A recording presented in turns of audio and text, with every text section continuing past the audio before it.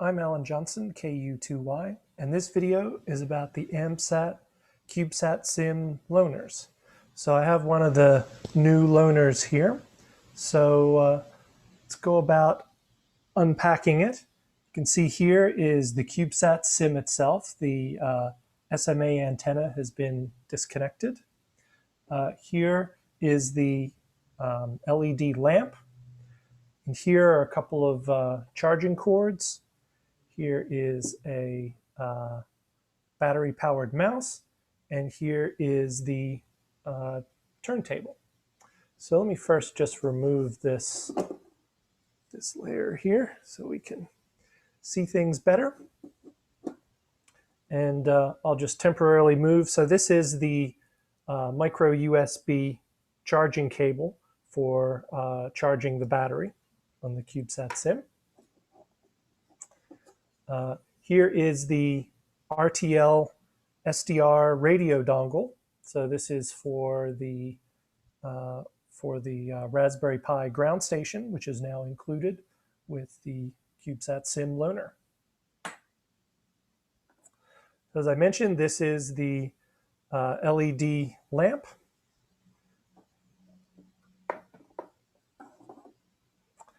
And here is the CubeSatSIim itself.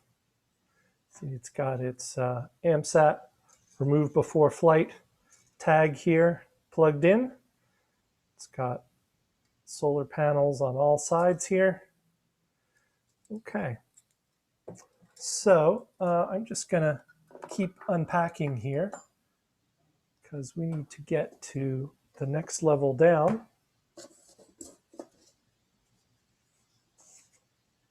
So here is the Raspberry Pi ground station. So I'm going to take this out, put these cardboard back in.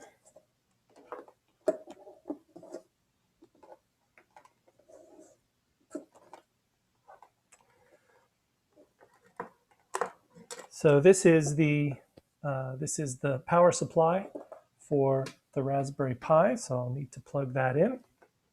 And this cable here is a USB extender because the USB, the RTL SDR, you could plug it in back there, but it's pretty tight squeeze and it's big. So I'm going to plug it in here, and that way it is all ready to go. All right, so now we're getting set here.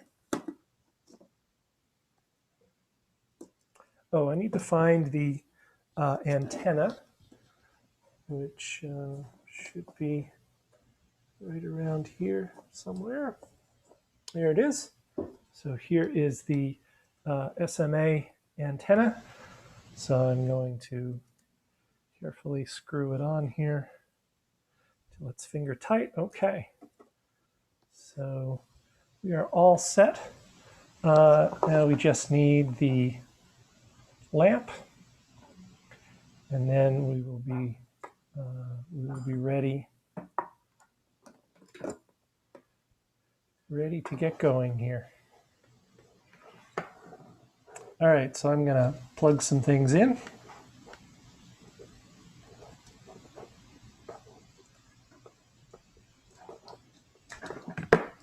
Okay.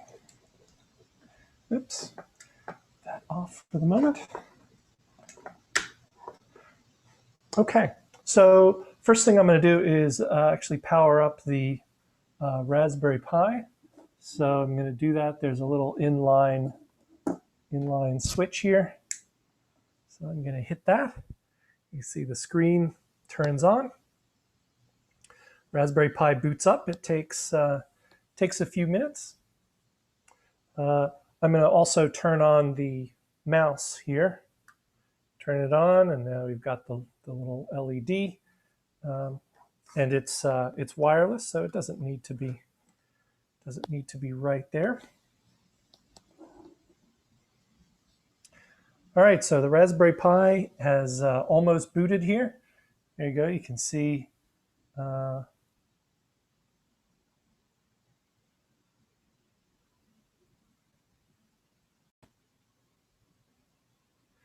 Okay, so I just adjusted my lighting a little bit here, so hopefully you can see the screen a little better.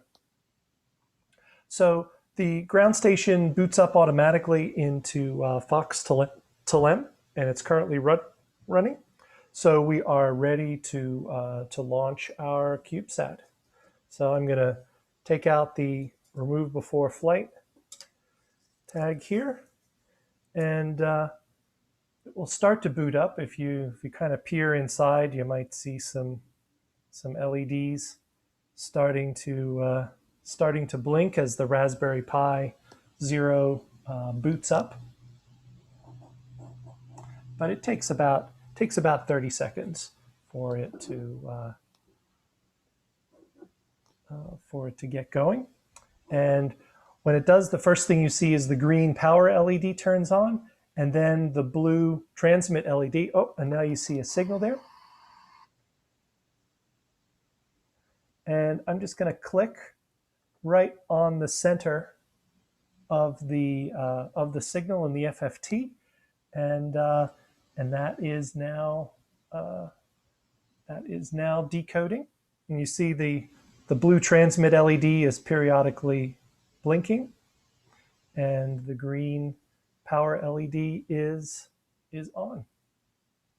So right now the CubeSat is basically in eclipse, but if I hit the switch here for the LED supply, now the CubeSat is illuminated, and we'll see the solar panels activated.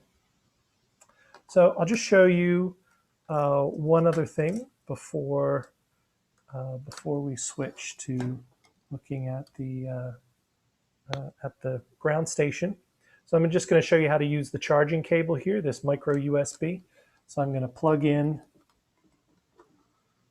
power plug here, and if I carefully connect it here, you need to look to see which way it goes. I think it goes this way. Now I plug that in, and I don't know if you can see the red charging LED is now illuminated. So that tells you that the nickel metal hydride batteries inside the CubeSatSIim are now getting charged up. Now, the batteries will also charge from sunlight. So if you can put it in direct sunlight for maybe an hour, that will fully charge the batteries. But it's usually easier just to connect the cable and charge it up over a few hours or overnight. Okay, so I'm going to disconnect that. And by the way, you can still do charging with it powered off. All right, so now let's take a look at the ground station in some more detail. Okay, so now I've used a piece of software known as VNC running on my computer, and it's on the same network as the Pi, and I'm able to log in, and it's as if I'm actually doing things. You can see if I touch it here, move the touch screen around, you can see the pointer moving. In fact, I can just use this mouse here. So now you can see more clearly what's going on. We're in the input tab here of the CubeSatSIim telemetry analysis tool. It's set to FSK, frequency shift keying, DUV, which stands for data under voice. That's the low frequency 200 bit per second. And if you can kind of hear the low rumbling sound, that's what that sounds like. In fact, we could turn up the volume here. Keep the volume low so it's not annoying. There we go. Hopefully that's not too annoying. But that's what the data under voice rumble sounds like. And we've started it here. It starts automatically, but if we wanted to pause it, we could hit stop. And now to resume it, we would hit hit start again. So you can see the signal here. This is the FFT spectrum, and sometimes the frequency drifts a little when it powers up. Actually, I'm gonna reboot it right now using the push button, just so you can see what happens when it powers up. This push button on the CubeSatSIim, it does multiple things. So in this case, I'm just going to press and release, and that's going to cause the CubeSat simulator to go through a complete reboot cycle here. So you notice that immediately the green power LED goes off, and then eventually the blue transmit LED goes off, and you can also see the signal is now gone here from the FFT, but it will be back. And these other tabs here are for various other spacecraft, so AO91, AO92, AO95. And there are tabs here for the CubeSat simulator, and either in FSK mode. Oh, I didn't hear the CW here. So you saw it just came on there. Hey, let me turn the here. I'm gonna do that again so you can hear. It actually transmits a CW call sign at the start here.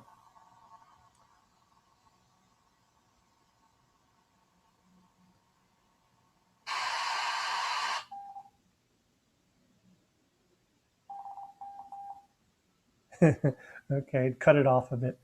Didn't quite hear it there.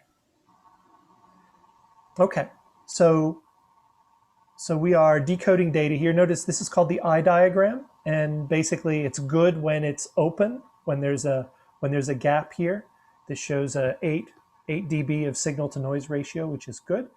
And this display of the waveform here, this should look like a binary waveform, right? Going between ones and zeros to represent the various bits.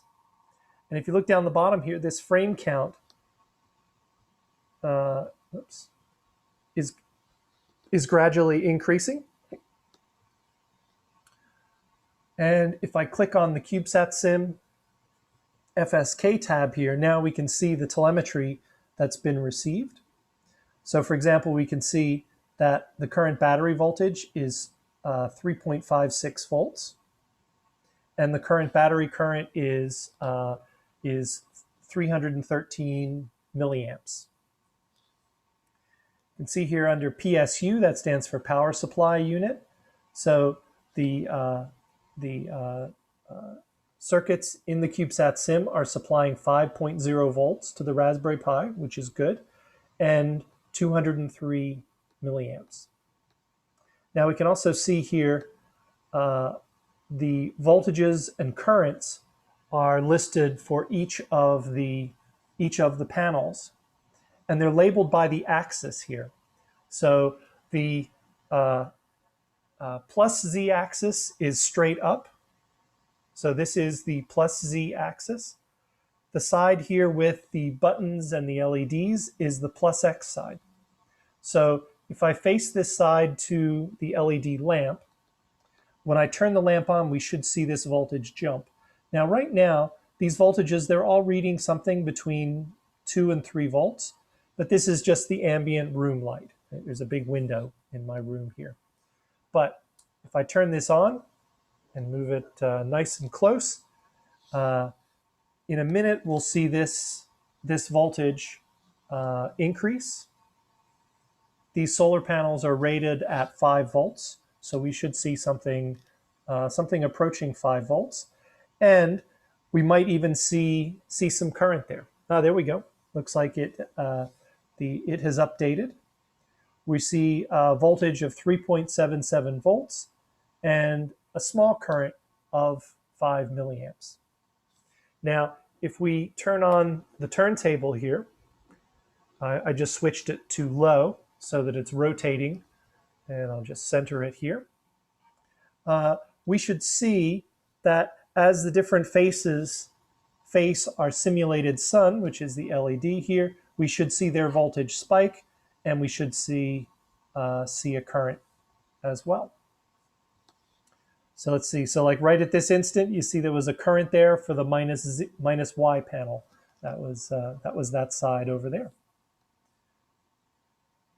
Now with Fox-to-Lem, we can not only view these values, but we can also graph them, which is kind of cool. So if I double click here, and I'm just going to adjust this so that we're only seeing the last 40 samples. So this is the plus X panel. Now if I click on plus here, and then click on minus X panel, plus Y panel, minus Y panel. Oops, oh, I didn't want that. I didn't want acceleration. What was that? Plus Z. If you put the wrong one, if you just add it again, it removes it. So we want plus Z panel voltage and minus Z panel voltage. And now, if I set this to 20 samples,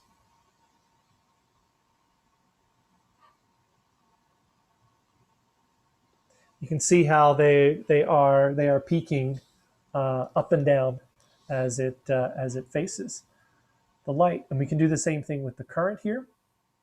We can look at the current peaks by looking at where is it? We want minus X panel current, plus Y panel current, and minus Y panel current. And now if I select the last 20 samples, now you can clearly see that you're getting little peaks in each of them, and you can see that it is that the graph is updating in real time. Now, in the CubeSatSIim is a gyro and an accelerometer. So we can see here it's listed for rotation and acceleration. So right now you can see that the rotation in the X direction and Y direction is 0, but in the Z direction it is 11 degrees per second. So that is the rotation rate. And that's because I'm on the high speed here. And if I change that to the lower speed, you'll see it rotating a little more slowly. And we should see this rotation rate drop from 10 degrees per second to some value that's a little bit smaller than that. Now we can also look at the acceleration readings here. And you notice in the X direction it's 0, in the Y direction it's 0, and in the Z direction it's 1.33. Now this, for some reason, the accelerometer in the Z direction has this offset, right? That should actually be 1g, right? Because it's the force of gravity, 1 unit. But anyway, it's slightly out of calibration. There, now you can see the rotation is 8 degrees per second. Now we can get different rotations and different axes here. If, for example, I tilt it on